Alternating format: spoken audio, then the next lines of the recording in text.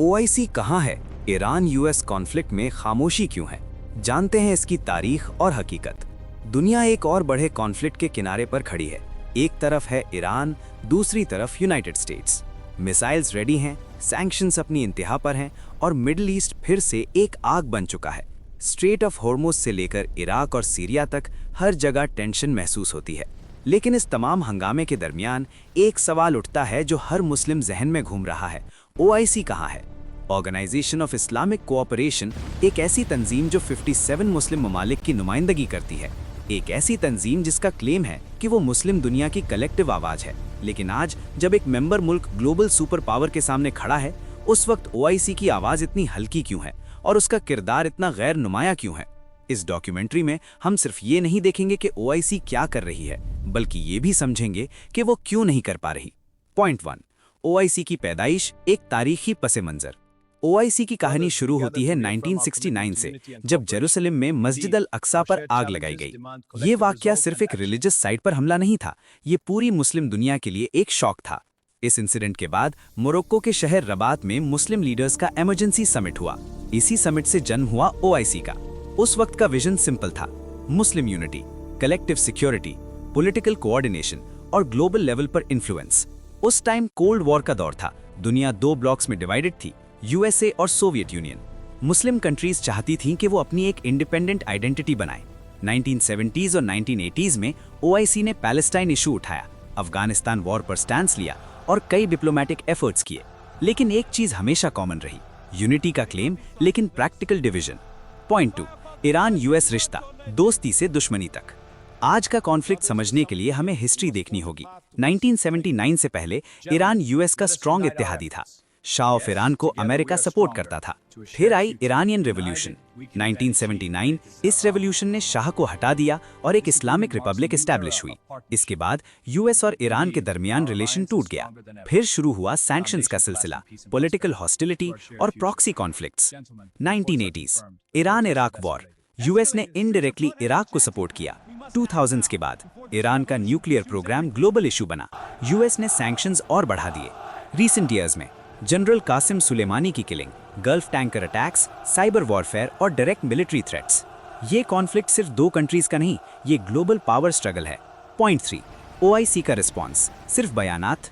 जब इतना बड़ा क्राइसिस हो तो ओआईसी क्या करती है? Official statements. ओआईसी ने रिपीटेडली कहा कि रिस्ट्रेंट जरूरी है, डायलॉग होना चाहिए, वॉर से बचना चाहिए। ये स्टेटमेंट्स डिप्लोमैटिक लैंग्वेज में होते हैं, लेकिन ग्राउंड रियलिटी कोई डायरेक्ट इम्पैक्ट नहीं। मीडिएशन सपोर्ट, ओआईसी ने सपोर्ट किया ओमान जैसे न्यूट्रल मुल्कों की मीडिएशन, यूएन के जरिए टॉक्स। लेकिन ओआईसी खुद मीडिएटर नहीं बनती। Practical action almost zero. कोई इकोनॉमिक प्रेशर नहीं, कोई सैंक्शंस नहीं, कोई कलेक्टिव स्ट्रैटेजी नहीं। इसीलिए लोग कहते हैं कि ओआईसी बोलती ज्यादा है, करती कम है। पॉइंट 4, अंदरूनी हकीकत, यूनिटी या फ्रैक्चर। ओआईसी का सबसे बड़ा मसला है internal division. Iran versus Saudi Arabia, ideological conflict, Shia versus Sunni influence, regional dominance की रेस। टर्की का रोल, अपनी इंडिपेंडेंट फॉरेन पॉलिसी, कभी वेस्ट के साथ कभी against. Gulf states, strong US alliances, security dependence. Result ये हुआ कि एक प्लेटफॉर्म लेकिन different agendas. Point 5, dependency factor. कई ओआईसी कंट्रीज यूएस की मिलिट्री बेसिस होस्ट करती हैं, इकोनॉमिक एड लेती हैं, डिफेंस एग्रीमेंट्स में हैं। इसका मतलब वो ओपनली यूएस के अगेंस्ट नहीं जा सकती। ये एक स्ट्रेटेजिक लिमिटेशन है। Point 6, structural weakness. ओआईसी के पास कोई आर्मी नहीं, कोई एनफोर्समेंट मैकेनिज्म नहीं, कोई बाइंडिंग अथॉरिटी नहीं। कंपेयर करो नेटो से, joint military force, collective defence. OIC के पास ये सब नहीं, इसलिए वो सिर्फ डिस्कशन फोरम बन जाती है। Point 7, selective activism. ओआईसी कुछ इश्यूज पर स्ट्रांग होती है, जैसे पैलेस्टाइन, इस्लामोफोबिया, लेकिन जब इंटरनल कॉन्फ्लिक्ट हो या ग्लोबल पावर इन्वॉल्व हो, रिस्पॉन्स वीक हो जाता है। इसे कहते हैं डबल स्टैंडर्ड्स या selective activism. Point 8, expectation versus reality. Expectation, united Muslim bloc, strong action, collective defence. Reality, divided states, weak coordination, no enforcement. ये गैप ही फ्रस्ट्रेशन का सबब है। पॉइंट 9, क्या ओआईसी फेल हो चुकी है? ये कहना कि ओआईसी बिल्कुल यूजलेस है, ये भी सही नहीं है।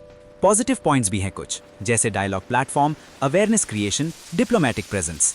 Negative points, no real power, no unity, no action, यानी एग्जिस्ट करती है लेकिन डोमिनेट नहीं करती। पॉइंट 10, फ्यूचर रिफॉर्म या इररेलेवेंस।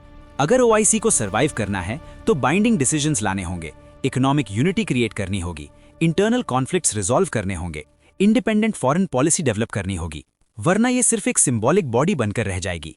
कंक्लूजन, ईरान और यूनाइटेड स्टेट्स के दरमियान कॉन्फ्लिक्ट अभी खत्म नहीं हुआ और ओआईसी का रोल अभी भी लिमिटेड है।